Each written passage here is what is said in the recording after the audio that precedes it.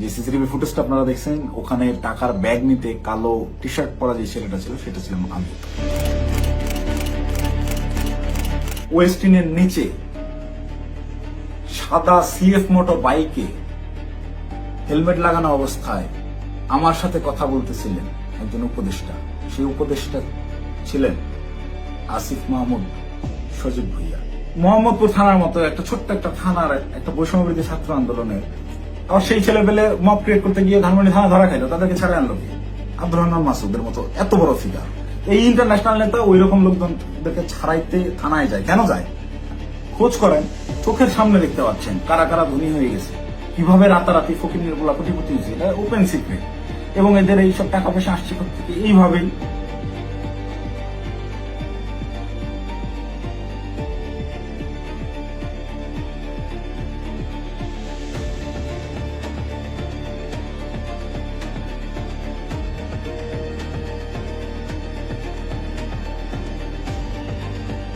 আসসালামু আলাইকুম, আমি জানে আলম অপু। সম্প্রতি গুলশানে বরিশালের এই যে নারী এমপির বাসায় চাঁদাবাজির যে ঘটনার ভিডিও ফুটেজ ভাইরাল হয়েছে, যে সিসিটিভি ফুটেজটা আপনারা দেখছেন, ওখানে টাকার ব্যাগ নিতে কালো টি শার্ট পরা যে ছেলেটা ছিল সেটা ছিলাম আমি।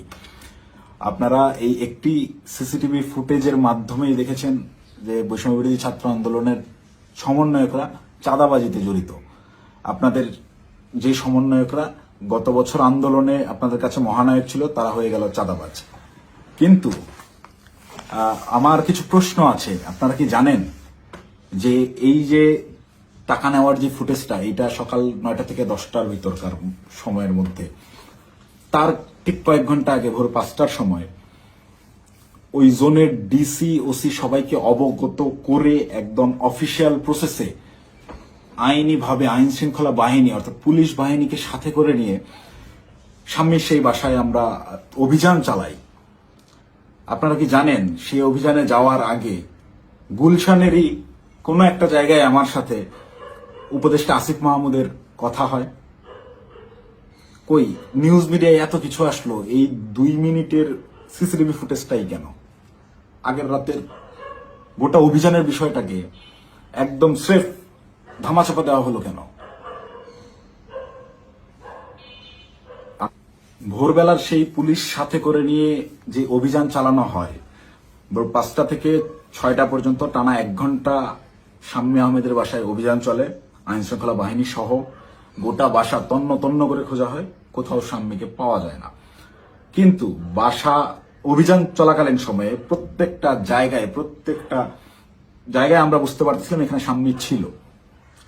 তার ব্যবহৃত জিনিসপত্র, বেডের পাশে তার ফোন, তার হেডফোন, তার জুতা, এভরিথিং, তার ভ্যানিটি ব্যাগ, সবকিছু একদম স্পষ্ট বোঝা যাচ্ছিল শাম্মী এই জায়গায় ছিল। সামহাও ইনফরমেশন লিক হয়ে গেছে, সে চলে গেছে। তো যেই 2.5 মিনিটের সিসিটিভি ফুটেজ ভাইরাল করে আমাদেরকে রাতারাতি হিরো থেকে একদম ভিলেন বানানো হলো, যারা এই কাজটা করলো তাদের কাছে আমার অনুরোধ থাকবে এবং চ্যালেঞ্জ করব আমি, যদি সৎ সাহস থাকে আগের রাতের সিসিটিভি ফুটেজটা আপনারা ফাঁস করেন, দেখি কে ফোন করছে, কার কলে, কিভাবে শাম্মীর বাসা থেকে বেরোইছে, এবং আইন শৃঙ্খলা বাহিনীর সাথে আমরা যে অভিযানে গেলাম সেখানে আমাদের ভিতর কি কি কথা হয়েছে, আমরা চাঁদাবাজ কিভাবে হলাম। চাঁদাবাজি তো করি নাই। আমাদেরকে পরের দিন সকালবেলা এটা যোগাযোগ রিয়াদের সাথে করছে, রিয়াদের সাথে যোগাযোগ করে রিয়াদকে ডেকে পাঠাইছে তারা। রিয়াদ আমাকে ফোন দেয়, ফোন দিয়ে ডেকে নেয় যে ভাই ওই বাসায় একটু আসতে হবে। তো সে আমাকে প্রাথমিকভাবে জানায় যে শাম্মী যায় নাই, এটা এখনো আমাদের কাছে তথ্য আছে, আমি বাসায় নজরদারি করতেছি, আপনি তাড়াতাড়ি আসেন। আমি ইমার্জেন্সি যাই। যাওয়ার পরে রিয়াদ আমাকে নিয়ে ভিতরে যায় এবং বলে যে ভাই উপর থেকে ডেকে পাঠাইছে বলার পর আমরা ওকে তাহলে চল। আবার যাওয়ার আগে একটু আটকাইলাম, ও যায় অন্যরা আসুক। পরে বেশ কয়েকজনকে ফোন দিল রিয়াদ, দিয়ে বলে যে ভাই সবাই ঘুমিয়ে গেছে, কেউ আসতেছে না। তো অগত্যা আমি ওর সাথেই গেল। সিঁড়িতে রিয়াদ আমাকে টাচ দেয় যে ভাই ওরা কিছু টাকা পয়সার কথা বলছে, পোলাপানরা চাপানি খেতে টাকা পয়সা দিবে। তা আমি স্বাভাবিকভাবেই মাইন্ডসেট করে নিছি, আমরা রাতে যে কজন আসছিল আর পুলিশ সহ সব মিলে সর্বোচ্চ 40 জন হবে। তো পুলিশদেরকে বাদ দিলে এটা 15-20 জন বা 30 জন সর্বোচ্চ। এই কতই বা দিবে, 50,000 1 লাখ টাকা হয়তো বা দিবে। এইটা একদম নর্মাল থট থেকে ভাবছি। এই ভেবেই আমি ওর সাথে ভিতরে যাই। ও আমাকে বলে দিছে যে আমি বলছি যে আমি ভাই এগুলা আমার মন সাইদের, আমি কথাবার্তা বলতে পারি না। বলে আপনার কথা বলতে হবে না, আপনি রাতে খুব ভালো রোল প্লে করছেন, আপনারা ওরা ভয় পাবে। আপনি যেভাবে সব জায়গায় খোঁজাখুঁজি করছেন, চিল্লাচিল্লি করছেন, আপনারা ওরা ভয় পাবে। আপনার ফেসটা খালি দরকার, আপনি খালি আমার সাথে তাল মেলাবেন, বাকিটা আমি দেখবো। তো আমি যে গেছি তার সাথে, একটু আমার ভিতরেও ওই সময় হয়তো লোভ আসছে, আমি নিজেকে কন্ট্রোল করতে পারি নাই, বা ওই মুহূর্তে সঠিক ডিসিশনটা কি হবে আমি নিতে পারিনি। খুব ইনস্ট্যান্ট, সিঁড়িতে উঠতেছি আর 2 ধাপ গেলেই আমি বাসার দরজায় চলে যাবো, এতটুকু সময় ভিতরে আমাকে সিদ্ধান্ত নিতে হয়েছে। তো এটা আমার ভুল সিদ্ধান্ত হয়তো বা ছিল। ভিতরে গেলাম, গিয়ে বসলাম। বসার পরেই ওই স্বামীর হাজবেন্ড এসে 5 লাখ টাকার অফার করে যে আমি তোমাদেরকে 5 লাখ টাকা দিচ্ছি, তোমরা যারা ছিলে তোমরা চা পানি খায়ও, আমরা শান্তিপ্রিয় মানুষ, আমি সারা জীবন চাকরি করছি, কোনো রাজনীতি করি নাই, চাকরির রিটায়ারমেন্ট শেষে এখানে আছি, রেস্ট করতেছি, এই বয়সে এসে আমাদেরকে আর তোমরা হয়রানি করিও না, আমি কোনো রাজনীতির মধ্যে নাই, তো আমাদেরকে একটু শান্তিতে থাকতে দাও। এবং উনি আরো একটা প্রশ্ন করেন যে আমাদের তথ্য তোমাদেরকে কে দিছে, তোমরা কিভাবে জানলা যে আমরা এখানে আছি। এই 2টা বিষয় উনি জিজ্ঞেস করেন। একটা হচ্ছে অনুরোধ করেন ওনাদেরকে ডিস্টার্ব না করতে, আর একটা হচ্ছে ওনারা যে এই বাসায় আছেন, স্বামী যে এই বাসায় থাকেন বা ওনারা এই বাসায় আছেন, এই তথ্যটা কে দিছে। এই 2টা ইসের বিনিময়ে সে 5 লাখ টাকা দিতে রাজি হয় এবং আনতে চলে যায় এখন, যে তো আমি তোমাকে 5 লাখ টাকা দিচ্ছি, তোমরা এটা নিয়ে যাও। দেন রিয়াদ রেসপন্স যেটা করে, রিপ্লে করে, সেটা শুনে আমি রীতিমতো আকাশ থেকে পড়ছি। ও একরকম ঝাড়ি মেরেই বলে আমি চ্যালেঞ্জ করতেছি, এই আমরা যতক্ষণ ছিলাম গোটা সময়ের ওই প্রায় আমরা 15 থেকে 20 মিনিট ছিলাম, গোটা টাইমের সিসিটিভি ফুটেজ তারা ফাঁস করুক। আমার এই ভিডিও যে সাংবাদিক ভাইরা দেখবেন, আপনারা ওই বিল্ডিং আবার যান, বিবিসির সাংবাদিকরা তো আগের বার বেশ কয়েকটা ফুটেজ বের করছেন সিঁড়ি দিয়ে ওঠা নামার, আপনারা কেন সাউন্ড দেন নাই আমি জানি না। আপনারা এইবার যদি যান গোটা ফুটেজটা ফাঁস করেন, এটা আমার অনুরোধ থাকবে। তাহলে ভাই আমি একটু বাঁচি। আমাকে যেভাবে আপনার এই চাঁদাবাজ হিসেবে পরিচয় করাইলেন, ডেকে নিয়ে ভাই টাকার ব্যাগ হাতে ধরাই দিছে, চাঁদাবাজি করতে যাই নাই, জীবনে চাঁদাবাজির কোনো রেকর্ড নেই, খোঁজ নিয়ে দেখেন, গোয়েন্দা লাগান, এভরিথিং। 1 টাকার অবৈধ সম্পদ কোথাও অর্জন করছে কিনা চ্যালেঞ্জ করব, কেউ বের করতে পারবে না। এবং সর্বোচ্চ চেষ্টা করতেছে বর্তমান এই রাষ্ট্রযন্ত্র, সর্বোচ্চ চেষ্টা করতেছে আমাকে ভিলেন বানানোর। আমার বিরুদ্ধে কোনো এভিডেন্স পাচ্ছে না, এরকম কোনো কাজে আমি কখনোই ছিলাম না, আমাকে ডেকে নিয়ে জাস্ট ইউজ করা হয়েছে। যাই হোক, ওই প্রসঙ্গে আপাতত না যাই, ঘটনায় ফিরি। এখানে রিয়াদ রিপ্লেতে বলল যে কিসের 5 লাখ, 1 কোটির নিচে কথাই হবে না, আপনাদের মানে সব বাঁচাই দিলাম, আত্মীয় স্বজনের কাছে কালার খাইতে হলো না, জেল খাটতে হলো না, কোনো কিছু করতে হলো না। আমি ভাই রীতিমতো 1 কোটি টাকার কথা শুনে হয়েছি যতটা, তার চাইতেও বেশি হয়েছি। অকপটে বলতেছে যে আপনাদেরকে জেল খাটা লাগলো না, কিছু না, আত্মীয় স্বজনের কাছে মানহানি হলো না, মিডিয়া হলো না, কোনো কিছু হলো না, এটার বিনিময়ে শুধু 5 লাখ। তখন একরকম মাথা ধরে উঠছে আমার যে এইটা কি তাহলে প্ল্যান ছিল। আমি ওই তখন থেকেই রাতে বিভিন্ন ক্লু পাচ্ছিলাম যে স্বামী বাসায় ছিল। তখন আমার মাথায় খেলে যে এটা কি আসলে প্ল্যান ছিল, তাহলে কি প্ল্যান করে স্বামীকে এরা সেফ এক্সিট দিছে এবং সেফ এক্সিট দেওয়ার বিনিময়ে এখানে কোটি টাকা নিতে আসছে। মাথায় যখন আমি প্রশ্নটা ঘুরপাক খায়, আমি ওখান থেকে একটু উঠে চলে যাই যে আমি এইসব টাকা পয়সার ডিলিং আমি থাকবো না। তখন আবার আমার মাথায় এইটা খেলে যে আমি তো রিয়াদের সাথে আসছি, রিয়াদ আমার সহযোদ্ধা, সে আমার পূর্ব পরিচিত, তাকে এখানে একা রেখে আমি কিভাবে চলে যাই একটা আওয়ামী লীগের এমপির বাসায়? একে তো গুম করে দিতে পারে বা এর যে কোনো বিপদ হতে পারে। ওর সেফটির কথা চিন্তা করে ওকে আমি একা রেখে চলে গেলে ওর বিপদ হতে পারে, এই চিন্তা করে আমি আবার ব্যাক আসি না। যাই হয় হোক, আমাকে রিয়াদকে নিয়ে যেতে হবে, অ্যাডিনাও রিয়াদকে আমাকে তাড়াতাড়ি এখান থেকে বের করতে হবে। তো ওই ওদের কথা, ওরা বার্গেনিং চালাতেই আছে, ওটা 1 কোটি থেকে 50 লাখে নামে, 50 লাখের থেকে ওই 50-50 করবে, 25 এখন নেবে, 25 পরে বিভিন্ন রকম বার্গেনিং করতে থাকে। গোটা সিসিটিভি ফুটেজ দিলেই আপনারা দেখতে পাবেন। তো আমি যত ফাস্ট করা যায় এখান থেকে বেরোতে পারলে পারছি। তো আমি রিয়াদকে বারবার কানে কানে বলতেছি তুই এরকম পাগলামি করিস না, তুই থাম।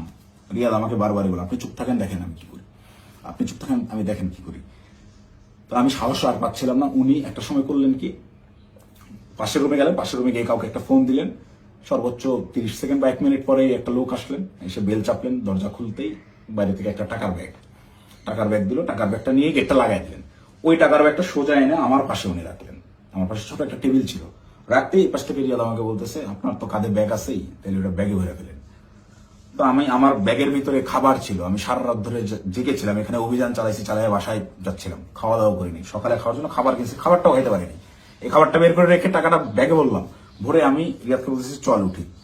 রিয়াদ তখন নতুন আবার কাহিনী শুরু করলো যে না, এই 10 লাখ টাকা নিয়ে যাওয়া যাবে না। সে তখন বিভিন্ন ইনায় বিনায় আরো টাকা দেন, আপনি টাকা লাগলে ম্যানেজ করেন, সে টাকা ছাড়া উঠবেই না। তাকে একরকম অনুরোধ করে আমি এই জায়গা থেকে তুলি যে ভাই তুই আর ঝামেলা বাড়াইস না, তুই চল, আর তুই যদি বেশি ঝামেলা করিস তাহলে আমি এই টাকার ব্যাগও ফেলাই আমি চলে যাই, তুই একা হ্যান্ডেল করবি। কারণ এখানে টাকা পয়সা এরকম তুই কোটি টাকা নিবি এটা আমাকে বলে অবস্থা। এটা যদিও আমি বাইরে এসে বলছি লাস্টের লাইনটা। রিয়াদও দেখি আমি যখন বলছি আমি চলে যাবো তোকে ফেলে, তখন রিয়াদ একটু ভয় পেয়েছে এবং রিয়াদ আমার পিছে পিছে চলে আসে। তো বাইরে আসার পরে রিয়াদ আমার সাথে একরকম প্রচন্ড রাগারাগি শুরু করে যে দেখেন আপনি কি পাগল নাকি, আপনার জন্য হইলো না, আপনি মাত্র 10 লাখ টাকা নিয়ে চলে আসলেন কেন। আমি ওরে উল্টা ঝাড়ি মারতেছি, বেটা তুই পাগল নাকি, একটা মানুষের বাসায় গিয়ে ওখানে ক্যামেরা আছে, এই আছে, সবকিছু আছে, একটা মানুষের বাসায় মানুষ কি কোটি টাকা ঘরে রাখে, তুই একজন মানুষের বাসায় গিয়ে আন্দাজে বলতেছিস যে আমাকে 1 কোটি টাকা দিতে হবে। লোক বলতেছে টাকা নাই, বলতেছে ম্যানেজ করে এনে দেন। এটা তো পাগলামি ছাড়া কিছুই না। তুই কি অন্ধ হয়ে গেছিস, তোর কি বিবেক বুদ্ধি নাই হয়ে গেছে টাকার লোভে। ভাই ভাই তো আমার 1 কোটির কথাই বলে দিছে। আমি মানে প্রশ্ন যে করবো কোন ভাই, এটা প্রশ্ন করার আগে দেখি রিয়াদের চোখ মুখ শুকায় গেছে। মানে সেও আতঙ্কিত, তাকে 1 কোটির কথা বলে দেওয়া হয়েছে। এই 1 কোটি কেন আনা হইলো না, বা আমি যে বাধাগ্রস্ত করছি আমার জন্য সে 1 কোটি আনতে পারলো না, এটার জন্য সে আমার উপরে বিরক্ত এবং সে নিজেও নার্ভাস।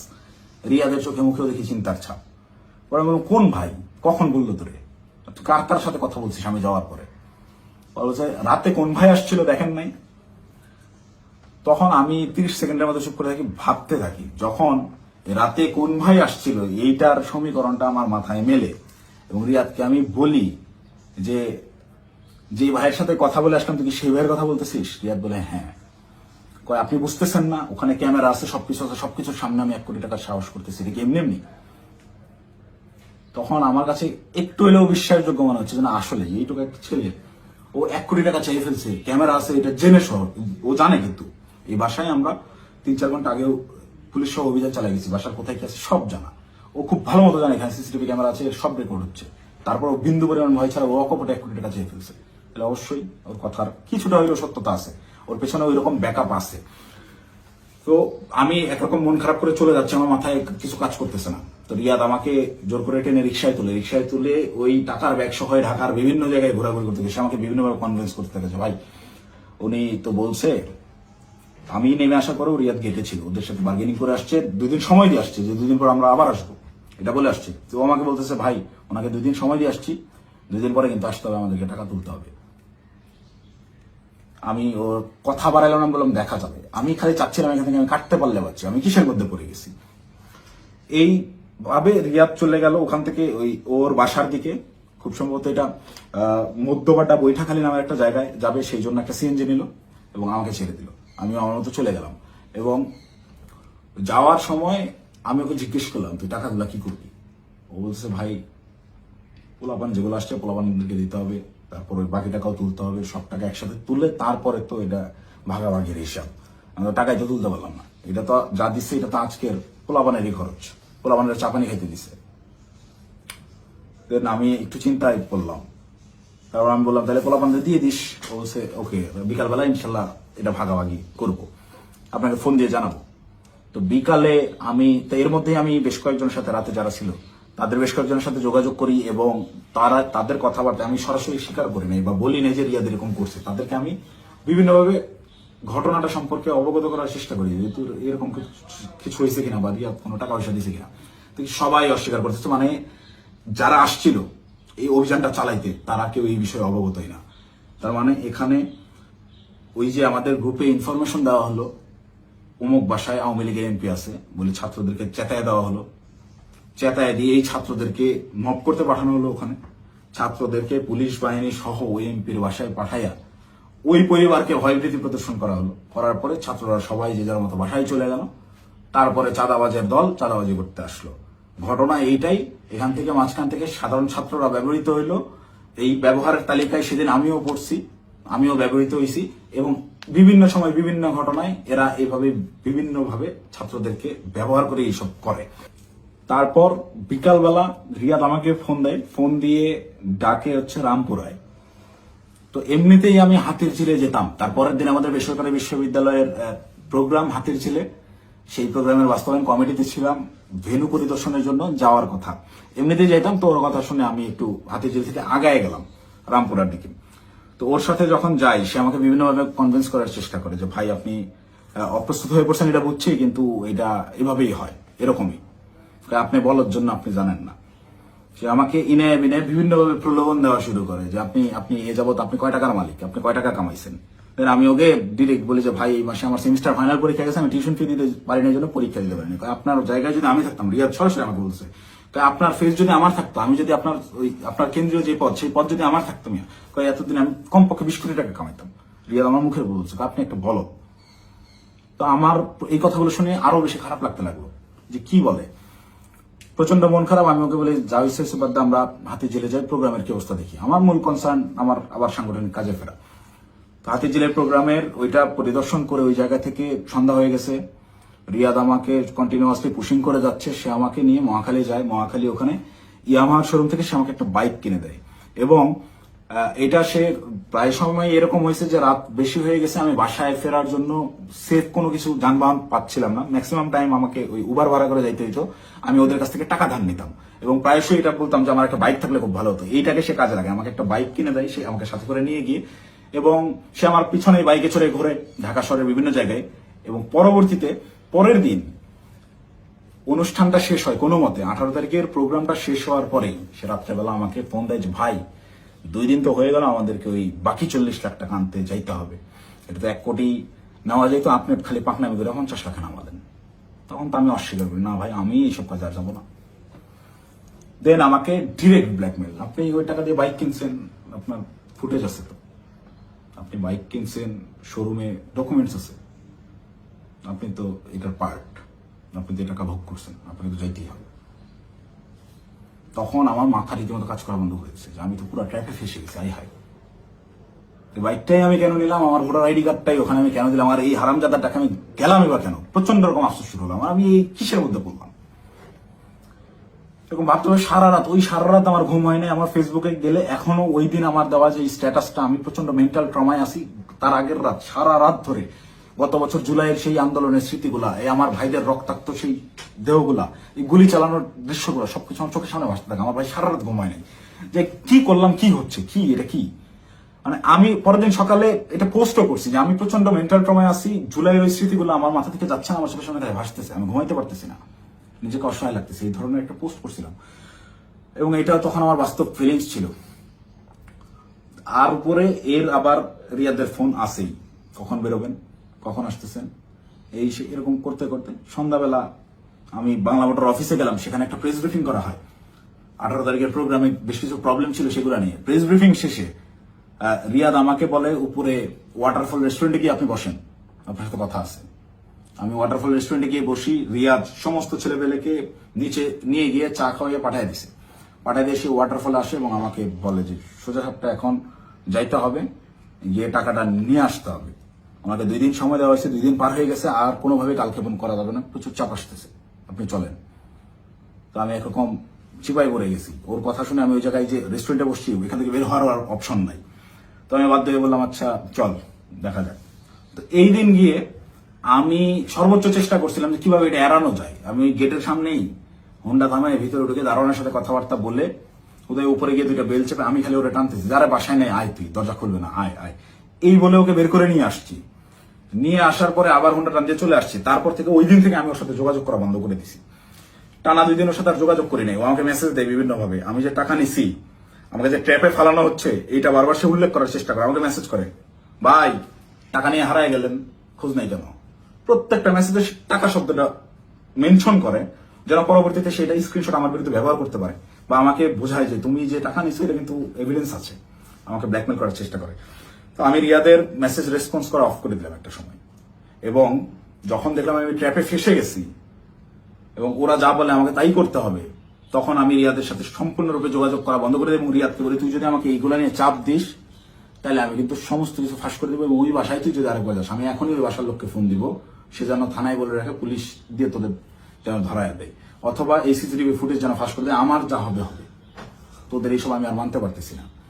দেন রিয়াদও ভয় পেয়ে যায়, একরকম ও আমাকে থ্রেট মনে করা শুরু করে। ও দেখি রিয়াদ আর ভয় আমার সাথে যোগাযোগ করতেছে না। এবং সর্বশেষ যে ঘটনাটা ঘটে, রিয়াদ যেদিন ধরা খায় সেই দিন সে আমাকে না জানায় গেছে, সে আমাকে থ্রেট মনে করা শুরু করে। এবং এইটা সে তার উপর লেভেলের যে ভাইরা আছে, যে ভাইরা তাকে নিয়ন্ত্রণ করে, সেই ভাইদেরকে সে জানায় যে অপু এটা পজিটিভলি নেয় নাই, প্রচুর সমস্যা করতেছে। আর আসলে পজিটিভলি নেওয়ার মতো না, এই এক্সপিরিয়েন্স আমার লাইফে ফার্স্ট টাইম।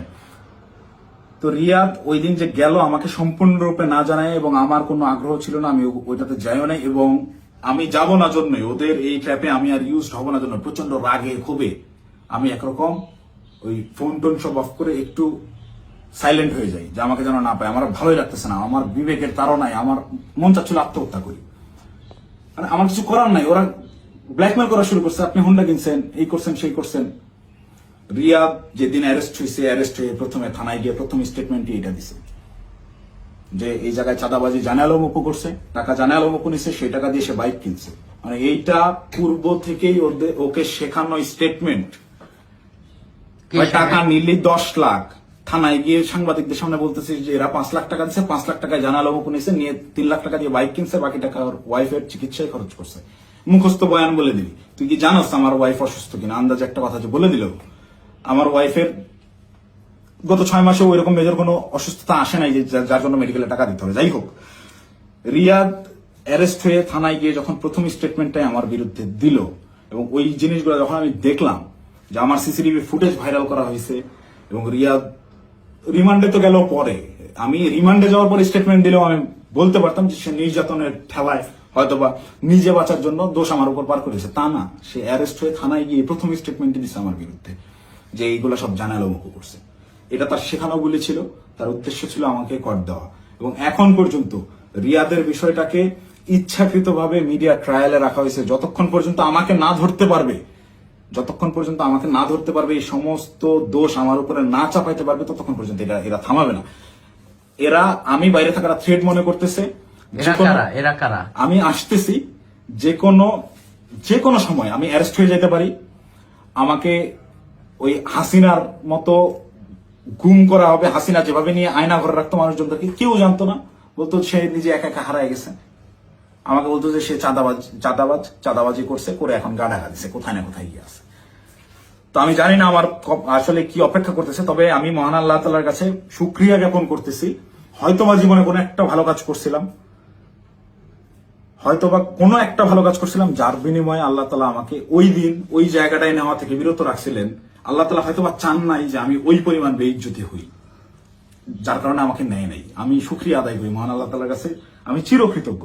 যাই হোক, এখন আমি যে কোনো সময় আমাকে আপনারা জেলখানায় দেখতে পারেন, আমার লাশ আপনারা নদীতে ভাসতে দেখতে পারেন, অথবা হঠাৎ করে একদিন টেলিভিশন খুলে দেখবেন যে আমি ওই বসে আছি, আমার সামনে প্রচুর টাকা পয়সা, মদ, তারপর হচ্ছে অস্ত্র শস্ত্র দিয়ে আমাকে দেখানো হচ্ছে আমি ঢাকা শহরের সবচেয়ে বড় মাফিয়া ছিলাম, গ্যাংস্টার ছিলাম, আমাকে অ্যারেস্ট করা হয়েছে। এরকম যে কোনো নাটকই সাজানো হইতেই পারে। তো এই নাটকগুলো যদি সাজানো হতে পারে, বা আমাকে এভাবে ফাঁসানো হতে পারে, আমাকে দিয়ে এই কথাগুলো বলানো হতে পারে, তার আগেই সঠিক সত্যটা জাতির উদ্দেশ্যে, জাতিরকে জানানোর জন্য আমার এই ভিডিওটা বানানো। এখন আসি, অনেকেই এই ভিডিও দেখে বলবেন যে ভাই তুই এই 4-5 দিন ধরে চুপচাপ থেকে খুব সুন্দর স্ক্রিপ্ট লিখছিস। অনেকে, আমি যখন পোস্ট করছিলাম যে আমি গোটা বিষয়টা ক্ল্যারিফিকেশন একটা ভিডিও দিব, অনেকেই কমেন্ট করছে যে হ্যাঁ ভাই সময় নেন, সমস্যা নাই, ভালো করে স্ক্রিপ্ট লেখেন, তারপর আইসেন। তো এইখানেও যারা বলবেন যে স্ক্রিপ্ট করা হয়েছে, তাদেরকে আমি বলবো ওই 17 জুলাই, 16 জুলাই পার হয়ে 12টার পরে, যখন 17 জুলাই পরে, ওই 17 জুলাই ভোর 4:15 থেকে 30, এই 15 মিনিট সময়, কিংবা 4:10 থেকে 4:30, এই 20 মিনিট, বা আমি যদি আরো 10 মিনিট বাড়াই, 4:10 থেকে 4:40 পর্যন্ত 30 মিনিট আমি বললাম, এই 30 মিনিটের ওই যে গুলশান 2 মোড় পার হয়ে যেই 5 স্টার হোটেলটা, ওয়েস্টিন ইন্টারন্যাশনাল যে হোটেলটা, এই ওয়েস্টিনের নিচে সাদা সিএফ মোটো বাইকে হেলমেট লাগানো অবস্থায় আমার সাথে কথা বলতেছিলেন একজন উপদেষ্টা। সেই উপদেষ্টা ছিলেন আসিফ মাহমুদ সজীব ভুইয়া। আপনাদেরকে চ্যালেঞ্জ করব, আমাকে ভুল প্রমাণ করার আগে আপনারা ওই সিসিটিভি ফুটেজ জাতির সামনে আনবেন, এনে দেখাবেন যে ওই সময় আসলে এরকম কোনো কিছু ঘটে নাই, আমার সাথে আসিফ মাহমুদ সজীব ভুইয়ার কোনো কথাবার্তা হয় নাই, সে ওখানে আসে নাই।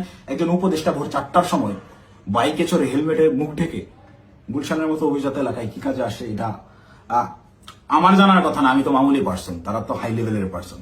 আর আমার সাথেই কেন কথা বলতে হয়, বা কি বা কথা হয়। এবং ওই যে রিয়াদ বললো রাতে যেই ভাই আসছিল, এবার সমীকরণটা আপনারাই নিলাম যে রাতে কোন ভাই আসছিল, কোন ভাইয়ের সাথে আমার কথা হয়েছে এবং কোন ভাইয়ের কথা রিয়াদ ইন্ডিকেট করছে। শুধু ওই ভাই না, আরো যেসব ভাই আছে সব ভাইরাই এটাতে জড়িত এবং এটা ওপেন সিক্রেট। এই সকল ভাইরা, এই যে আমাদের আসিফ মাহমুদ সজীব ভুইয়া ভাই সেদিন যে সিএফ মোটো বাইকটা নিয়ে আসছে, এই রাত্রেবেলা বাইক রাইডিং করতে সে গুলশানে আসছে, ওই ওয়েস্টিনে 5 স্টার হোটেলে ছাড়া সে বসে না কোথাও। সে ওই গত বছর জুলাইতেও 50,000 60,000 টাকা দামের সেকেন্ড হ্যান্ড একটা স্কুটি চালাইতো, এখন সে সিএফ মোটর চালায়। যাই হোক, এটা চোখের সামনে আপনাদের কে কি করছে, আঙ্গুর ফুলে কলা গাছ কিভাবে হয়েছে। যে সকল ছেলেপেলেরা ওই হলে থাকতে পারতো না ছাত্রলীগের যন্ত্রণায়, বাইরে বাসা ভাড়া নিয়ে থাকবে, বাসা ভাড়ার টাকা থাকতো না, বিভিন্ন রাজনৈতিক নেতাদের কাছ থেকে টাকা ধার নিয়ে থাকতে হইতো, ডোনেশনে যাদের ম্যাচ ভাড়া চলছে তারা এখন ডুপ্লেক্স বাড়িতে থাকে, নিজস্ব গাড়িতে চলাফেরা করে। এটা গোটা জাতি জানে। আমি আসলে এমনিতেই তো আমাকে যথেষ্ট পরিমাণ ট্র্যাপে ফেলানোর চেষ্টা করতেছে, তো আমার মনে হয় যে এই বিষয়গুলো ক্লিয়ার না করে গেলে আমাকে দিয়ে ওরা যে কোনো স্টেটমেন্ট দেওয়া হতো। একটা ছোট্ট ক্লু দিই, রিয়াদের সাথে অ্যারেস্ট হওয়া যেই 4টা ছেলে, এই 4টা ছেলে এই ঘটনার কোনো কিছুই জানে না। এই 4টা ছেলেকে রিয়াদ একইভাবে আমাকে যেরকম বলছে ওই সাময়িকা পাওয়া গেছে আপনি আসেন এই বলে নিয়ে যে ব্যবহার করছে, ওই আমাকে খালি বলছে যে আপনি রাতে অনেক ভালো ভূমিকা রাখছেন, আপনার ফেসটাই আনাফ, আপনারা দেখলেই ভয় পাবে ওরা। ঠিক তেমনই ভাবে এই কয়েকটা ছেলে পেলে নিয়ে গেছে যে তোদের কিছু করতে হবে না, তোরা খালি চুপচাপ দাঁড়ায় থাকবি, যা করার আমি করবো। এইরকম কোন একটা প্রলোভন দিয়ে এই ছেলেগুলোকে নিয়ে গিয়ে ফাঁসাইছে। ফাঁসানোর পরে এরা রিমান্ডে গেল। এরা কি হত্যা করছে ভাই? 10 দিনের রিমান্ড কেন লাগবে? 10 দিনের রিমান্ড এই কারণেই চাওয়া হয়েছে বা 7 দিনের রিমান্ড এই কারণেই দেওয়া হয়েছে যে ঠিক ততক্ষণ পর্যন্ত এদেরকে জিজ্ঞাসাবাদ করা হবে যতক্ষণ পর্যন্ত এরা তাদের দেওয়া স্ক্রিপ্টেড দেওয়া বক্তব্য নিজেরা প্রকাশ না করতেছে। ভাই এই একটা চাঁদাবাজি সিসিটিভি ফুটেজ সব আছে, এইটা তদন্ত করতে 7 দিনের রিমান্ড লাগে না, এটা বুঝতে রকেট সায়েন্স লাগে না। এখন ওই ছেলেগুলা যারা চাঁদাবাজিতে মানে গোটা ঘটনার সাথে কোনোভাবেই কানেক্টেড না, এই ছেলেগুলা আমি নিউজ দেখলাম প্রাথমিকভাবে স্বীকার করে নিচ্ছে চাঁদাবাজিতে জড়িত থাকার কথা। তারা জড়িত না থেকেও জড়িত থাকার কথা স্বীকার করে নিচ্ছে। মানে এদের উপরে কি পরিমাণ চাপ আসছে হিসাব করে দেখেন, আপনারা ভেবে দেখেন। তো আমার মাথায় এইটাই ঘুরতেছে যে আমাকে ধরার পরে আমাকে কি পরিমাণ চাপ প্রয়োগ করবে, আমাকে কি না কি বলাবে। তো এইসব কি না কি বলে ওদের ওইসব প্যাচের মধ্যে আমি আর নাই। আমি সত্যটা বলে গেলাম, এখন যদি আমাকে গুম করে, আমাকে খুন করে, যাই করুক, আমি ভিডিওতে যা বলে গেলাম এটা শতভাগ সত্য, আমি দায়িত্ব নিয়ে বলতেছি। আমি আপনারা অনেকেই আমার পরিচিত মানুষজনদের ভিতরে অনেকেই ভিডিওটা দেখবেন যারা আমার সহযোদ্ধা, যারা আমার সাথে এতদিন চলাফেরা করছেন এবং যারা আমার সম্পর্কে জানেন, যারা আমার শুভাকাঙ্ক্ষী, তারা অবশ্যই এই কথাগুলো বিশ্বাস করবেন। তারা জানেন আমি ওই রকম দুর্নীতির সাথে যুক্ত হতেই পারি না এবং আমাকে তারাও ইউজ করে সুবিধা করতে পারে নাই। সুবিধা করতে পারে নাই জন্যই আমাকে আটকে দেওয়ার এত চেষ্টা। তো আমি যদি গুম হয়ে যাই, খুন হয়ে যাই, নিখোঁজ হয়ে যাই, যাই হোক, আমাকে যাই করুক, আপনারা দয়া করে এই সত্যটা জেনে রাখবেন, এইটাই প্রচার করবেন। অপু চাঁদাবাজ ছিল না এবং জুলাইকে বিক্রি করে চাঁদাবাজি যারা করতেছে, যারা ধনী হয়েছে, ফকিরের পোলারা কোটিপতি হয়েছে, তাদের বিরুদ্ধে আওয়াজ তুলতে গিয়ে অপু নিজেই চাঁদাবাজ হয়ে গেছে, ষড়যন্ত্রের শিকার হয়ে। ভাই আমি যদি চাঁদাবাজি করতাম, ভাই এই 1 মাস আগে আমার ইউনিভার্সিটিতে আমার সেমিস্টার ফাইনাল পরীক্ষা গেল, মাত্র 60 থেকে 70,000 টাকার মতো আমার ডিউ ছিল। এই 60-70,000 টাকা আমি দিতে পারিনি, এই জন্য পরীক্ষা দিতে পারিনি। আমি এনসিপির পদযাত্রায় গেলাম 5 তারিখে পদযাত্রা আমার জেলায় ছিল, আমি 4 তারিখে গেছি। আত্মীয় স্বজন, বাসার ফ্যামিলি মেম্বার সবাই জানে যে আমি আমার জেলায় সমাবেশ, এই কারণে আমি পরীক্ষা দিচ্ছি না। আসলে আমি টাকার অভাবে পরীক্ষা দিইনি। আপনার ইউনিভার্সিটিতে খোঁজ নিয়ে দেখেন, আমার পোর্টালে গিয়ে দেখেন আমার ডিউ কত টাকা। আমি রেজিস্ট্রার স্যারকে মেইল করছিলাম যে স্যার আমাকে পরীক্ষা দেওয়ার পারমিশন দেওয়া যায় কিনা, তারা আমাকে পরীক্ষা দেওয়ার পারমিশন দেয় নাই ডিউ রেখে। আমি এনসিপির সমাবেশে যাই 4 তারিখ, আমার বউয়ের কাছ থেকে 4,000 টাকা ধার নিয়ে যাই এবং ওই টাকা শেষ হওয়ার পরে আরেক ফ্রেন্ডের কাছ থেকে 2,000 টাকা ধার আনি। এভাবে ধার দেনা করে চলা লোক আমি যদি চাঁদাবাজি করতাম, ওদের মতো কোটি কোটি টাকার মালিকই হইতাম, ওদের সাথে লিয়াজো করে এইসব করতাম, আমাকে এত কষ্ট দিন যাপন করতে হইতো না। তো আমাকে চাঁদাবাজের যে নাটক করে আমাকে চাঁদাবাজ বানায় ভিলেন বানানো হইলো, এদের জন্যই, এদের সাথে থেকে জুলাই এইরকম সংগ্রাম করছি, মানে আমার মাথায় খেলে না। আমি জুলাইতে, আপনারা যারা আমাকে আগে থেকে চেনেন তারা দেখছেন কিভাবে আমি একদম মুমূর্ষু অবস্থায় হাসপাতালে 13 দিন 14 দিন পড়েছিলাম। 30% 40% রিকভার করছি। অর্ধেক অসুস্থ অবস্থায় হাসপাতালের বেড থেকে চিকিৎসাধীন অবস্থায় আমি উঠে গিয়ে আবার আন্দোলনে যোগ দিয়েছি। আমার মন মানতেছিল না, আমার বিবেক কোনোভাবেই থামতেছিল না, আমার মস্তিষ্কই মাঠেই পড়েছিল না, আমার ভাইদেরকে হত্যা করতেছে, এটা আমি মানতে পারবো না।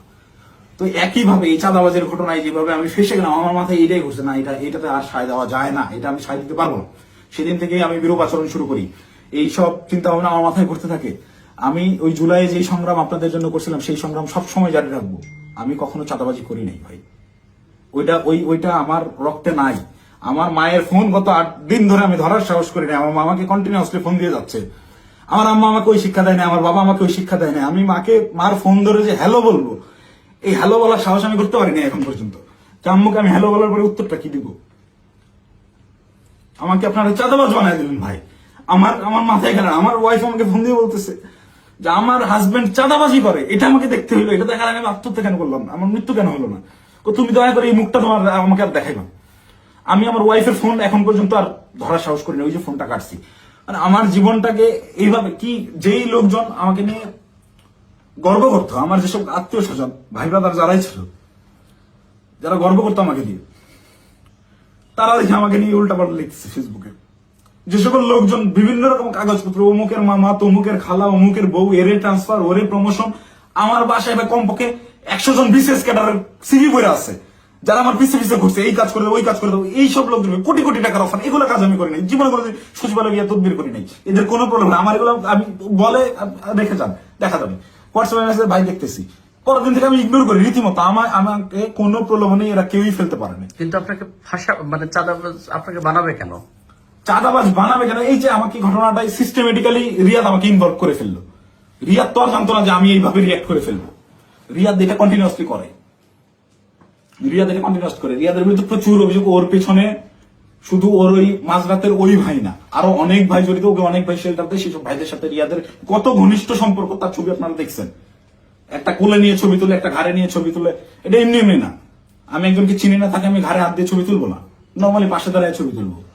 হ্যাঁ, ব্যাপার আছে অনেক। ছবি তোলার ধরন, কথাবার্তার ধরন, আই কন্ট্যাক্ট, ওইগুলো দেখলে বোঝা যায় কার সাথে কিরকম সম্পর্ক। ফাইনালি এই যে আটকের যে নাটকটা, ভাই দেশে কত কি হয়ে যাচ্ছে। এই সামান্য 10 লাখ টাকার জন্য এত বড় নাটক, এই 4 দিন 5 দিন ধরে মিডিয়ায় এই আর এই, এটা এমনি এমনি না ভাই। এখানে পেছনে রাঘব বলদেরকে ঢাকার জন্য এই চুনোপুটিদেরকে বলির পাঠা বানানো হয়েছে।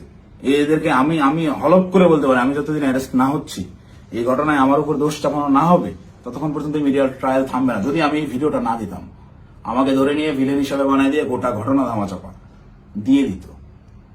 বাট সামহাউ আল্লাহ চাইছেন আমি ওই দিন ওখানে যাই নাই, এবং আমি না যাওয়ার কারণটা ওই সত্যটা জেনে যাওয়া। আমি যখন এই সত্যটা জানছি, তখন থেকেই আমার বিবেকের তাড়নায় আমি একরকম আমার মাথা পাগল হয়ে গেছিল। একবার আমার আত্মহত্যার সিদ্ধান্ত নিচ্ছিলাম, একবার কি করবো ভেবে পাচ্ছিলাম যে আমি কোথায় এসে পড়লাম। এখন এরা আমাদেরকে দিয়ে, এরা আমাদের ছাত্রদেরকে ইউজ করে এইভাবে মব ক্রিয়েট করে চাঁদাবাজি করতেছে। আরে ভাই, এই ছাত্রদের রক্তের উপরে দাঁড়ায় এরা উপদেষ্টা হয়েছে। মানে নর্মাল থিঙ্কিং করেন। আপনি যখন এটা ভাববেন, আপনি ওই দিনগুলো যখন স্মরণ করবেন, আপনার চোখের সামনে একজন গুলি গেছে, রাস্তায় রক্ত পড়ে আছে, রক্তটা আপনার চোখের সামনে ভাসতেছে। এই রক্তের উপর দাঁড়ায় থাকা একজন লোক যখন এই রক্ত যারা ঝরাইছে সেই সকল ছাত্রদেরকেই আবারও ইউজ করে স্বার্থ হাসিল করতেছে। আমি তো মিথ্যা কথা বলতেছি না। খোঁজ করেন, চোখের সামনে দেখতে পাচ্ছেন কারা কারা ধনী হয়ে গেছে, কিভাবে রাতারাতি ফকির নির্মলা কোটিপতি হয়েছে। এটা ওপেন সিক্রেট। এবং এদের এইসব টাকা পয়সা আসছে থেকে এইভাবেই প্রত্যেকটা গ্রুপ। এই যে মোহাম্মদপুর থানায় আহ্বায়কে গ্রেফতার হইল, মোহাম্মদপুর থানার মতো একটা ছোট্ট একটা থানার একটা বৈষম্যবিরোধী ছাত্র আন্দোলনের আহ্বায়ক, যে ভোলা থেকে উঠে আসছে একটা ছেলে, সবাই মাত্র পলিটেকনিক পাশ করে আসছে, অনার্সে ভর্তি হয়েছে, বিএসসি করতে ভর্তি হয়েছে। এই ছেলে ঢাকা ইউনিভার্সিটিতে পড়ুয়া স্টুডেন্টের কাছে 1 কোটি টাকা চাঁদা চাচ্ছে। আর সেই ছেলে পেলে মব ক্রিয়েট করতে গিয়ে ধানমন্ডি থানা ধরা খাইলো, তাদেরকে ছাড়া আনলো কে? আব্দুল হান্নান মাসুদের মতো এত বড় ফিগার। আব্দুল হান্নান মাসুদ তো এখন ইন্টারন্যাশনাল নেতা হয়ে গেছে। সে একটা সেদিন একটু ইসে দেখলাম, সে বলছে আমাকে দেশের সবাই চিনে, ইন্টারন্যাশনাল নেতারাও চিনে। সে ইন্টারন্যাশনাল নেতা হয়ে গেছে। এই ইন্টারন্যাশনাল নেতা ওই রকম লোকজনদেরকে ছাড়াইতে থানায় যায়। কেন যায়?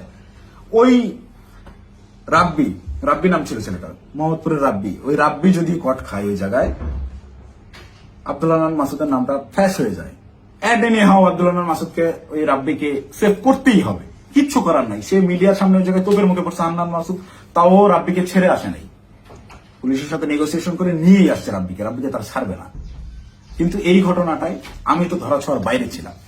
রিয়াদকে তারা সেভ দিলেও আমি তো বাইরে ছিলাম, যে কোনো মুহূর্তে ফাঁস করতে পারি। এই ভয়ের জায়গা থেকে রিয়াদকেও আর বাঁচায় নাই যে দুইটাকেই আটকাইতে হবে।